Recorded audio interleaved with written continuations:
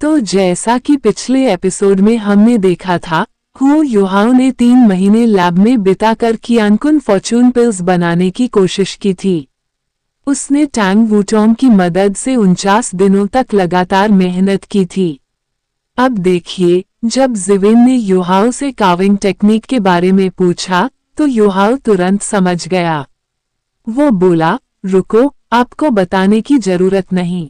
मैं जानता हूँ आप क्या कहना चाहते हैं। बस एक काविंग टेक्निक है, मैं सिखा दूंगा। ये सुनकर जिवेन बहुत खुश हुआ, लेकिन खुशी के बाद उसने 2 कदम पीछे हटकर युहाओ को प्रणाम किया। युहाओ चौंक गया। उसने तुरंत एक तरफ हटते हुए कहा, टीचर जुबान, ये क्या कर रहे हैं? मैं इस लायक नहीं हूँ। जिवेन ने कहा, ये सही है। भले ही मैं नहीं जानता कि तुम्हें ये काविंग टेक्निक कहाँ से मिली, लेकिन ये सोल मास्टर की दुनिया में मिसाल कायम करेगी। तुम्हारी काविंग टेक्निक को गॉडली स्किल कहना गलत नहीं होगा। युहाओ मुस्कुराया, टीचर जुबान, ऐसा मत कहिए। आप हमेशा मेरे टीचर रहेंगे। सच कहूँ तो ये टेक्निक मुझे अनइंटेंशनली मिली है। मैंने खुद इसे पूरी तरह नहीं समझा है। आप सीखना चाहते हैं तो मैं आपको और सेकंड सीनियर दोनों को सिखा दूंगा।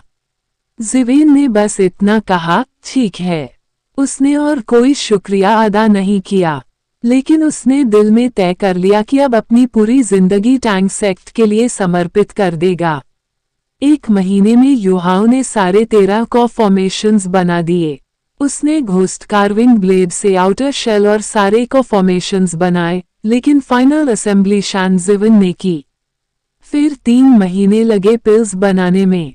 49 दिनों तक लगातार मेहनत के बाद आखिरकार पिल्स तैयार हुई। जब फर्नेस खुला तो अंदर 7 पिल्स थीं। दूधिया सफेद, कोहरे में लिपटी हुई, नाखून के बराबर साइज की। युहाओ ने मुस्कुराते हुए कहा, हम सफल हुए। उसने एक पिल उठाई। वो पिल उसके हाथ में रखते ही एक अजीब सी ठंडक महसूस हुई। टैंग वूटोंग ने कहा, ये सिर्फ 7 पिल्स हैं। इनमें से एक तो तुम्हें खानी चाहिए, युहाओ। तुमने इतनी मेहनत की है।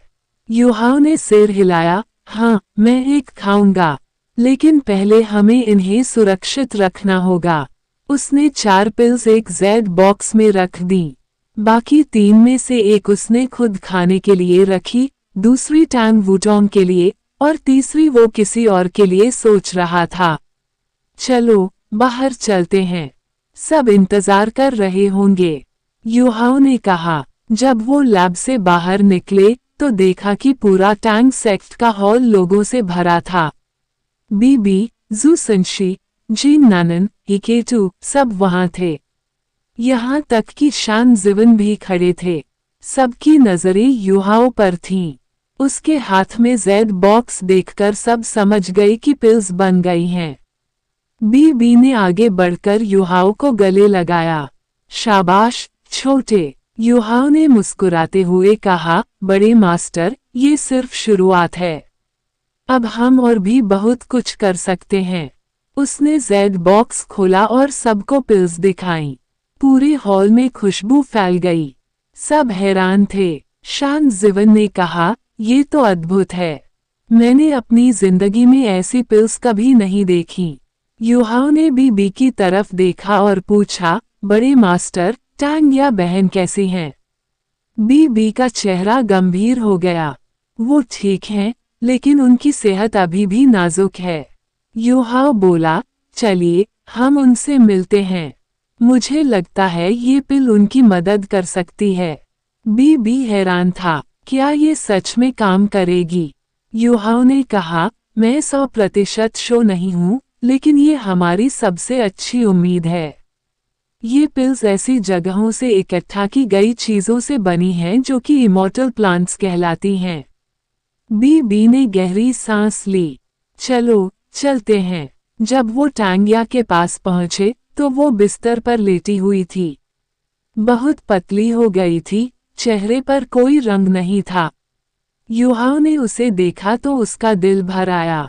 वो बीबी को समझता था। अगर टांगिया को कुछ हो गया तो बीबी बर्बाद हो जाएगा। उसने एक पिल निकाली और बीबी को दे दी।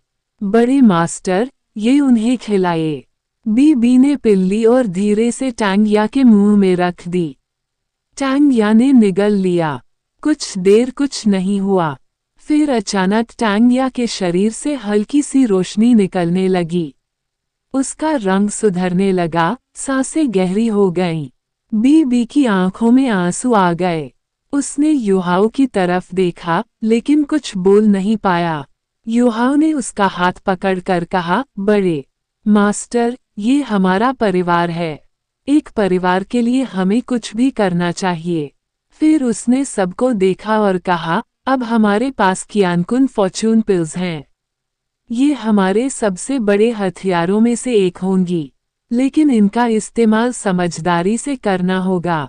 शान जिवन ने कहा, युहाओ, अब तुम असली क्लास 9 सोल इंजीनियर बन गए हो। युहाओ ने मुस्कुराते हुए कहा, टीचर जुवान, मैं अभी बहुत कुछ सीखना बाकी है। लेकिन हाँ, अब हम और भी बड़े सपने देख सकते हैं। बीबी ने कहा, छोटे, तुमने आज टैंग सेक्ट को नई जिंदगी दी है। युहाओ ने टैंग वूटोंग की तरफ देखा और कहा, ये सब हम सब ने मिलकर किया है। अकेले मैं कुछ नहीं कर सकता था। टैंग वूटोंग ने उसका हाथ थाम लिया। दोनों ने एक दूसरे को देखा। उनकी आंखों में एक दूसरे के लिए प्यार था और साथ में एक नई उम्मीद भी। टैंग सेक्ट के लिए एक नया युग शुरू हो रहा था।